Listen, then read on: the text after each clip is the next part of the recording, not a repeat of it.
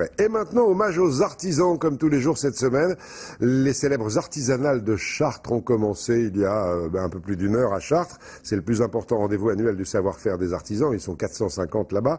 Toute la semaine, on leur a rendu hommage. Aujourd'hui, rencontre avec un jeune artisan d'art qui fabrique des papiers peints. Mais pas n'importe quel papier. Vous allez le voir dans ce reportage à Tours de Jean-Philippe Helm et Emmanuel Sarr. Les gestes n'ont pas changé depuis près de 300 ans. Pour fabriquer du papier peint à la planche, il faut d'abord coucher les fonds en croisant les peintures pour obtenir un aspect bien homogène. Puisque là on travaille rouleau par rouleau, donc on va coucher le fond sur 10 mètres pour faire un rouleau de 10 mètres. Et on va coucher autant de fonds qu'il y a de rouleaux de papier à faire. Ensuite, comme dans les manufactures du XVIIIe siècle, il faut étendre les papiers et laisser sécher avant d'appliquer les motifs au tampon. L'impression avance couleur par couleur, 70 cm par 70 cm. Une erreur de calage et le rouleau est perdu. C'est quand même un dur métier qui s'apprend et qui nécessite beaucoup d'expérience, donc c'est pas facile à maîtriser tout de suite. Ça vient petit à petit et puis il faut s'accrocher, quoi.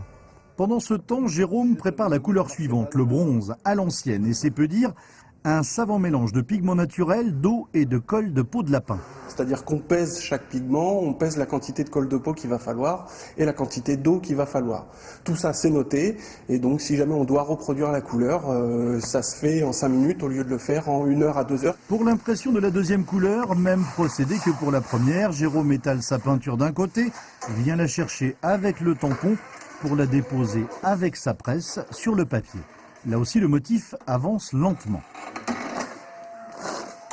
Et il faudra autant de passages qu'il y a de couleurs dans le motif. On essaye de faire du durable et une certaine qualité et ce qu'on veut c'est que dans 200 ans les papiers Dauphard soient encore là accrochés au mur de notre clientèle en fait. Ça c'est le document original que l'on reçoit dans cet état-là. Et donc nous le but du jeu c'est de le reconstituer à l'identique. C'est vraiment comme s'il avait été imprimé à cette époque-là. Mais frais, et c'est là qu'on se rend compte que les couleurs du 18e par exemple sont extrêmement vives et vivantes. C'est pas du tout le côté fané qu'on imagine bien souvent. Depuis 10 ans, l'atelier revisite le métier. L'informatique permet de redessiner les tampons d'impression et de gaufrage disparus.